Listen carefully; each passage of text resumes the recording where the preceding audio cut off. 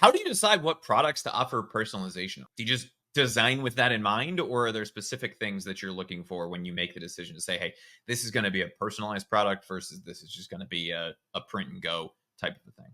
Well, I think it starts with like doing the research and to start thinking along the lines of what could I offer that could be personalized versus thinking about, could I personalize this now that I've already created it? I'd be going at it with the idea of, let me go and see what already is selling in personalization, and maybe not even in your niche, but in another niche that's closely related or similar, and then see how they're doing personalization.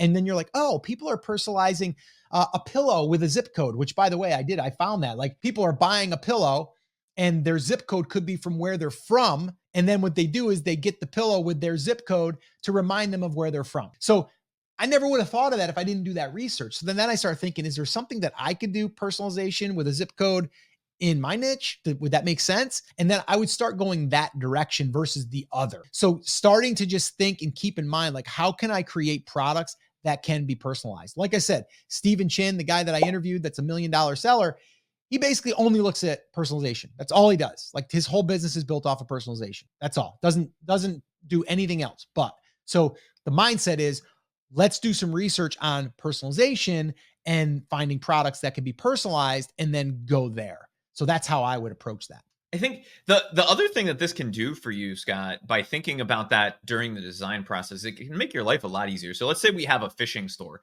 right? We could create a I love bass fishing pillow, or I love fishing for bass, I love fishing for trout, I love fishing for whatever, and come up with 300 different listings. Or we could have the I love fishing for custom thing. And then you can get the weird people that are like, I love fishing for compliments. I love fishing for apples. I love, like they can make it their own. And it saves us a lot of work on the back end by going that route.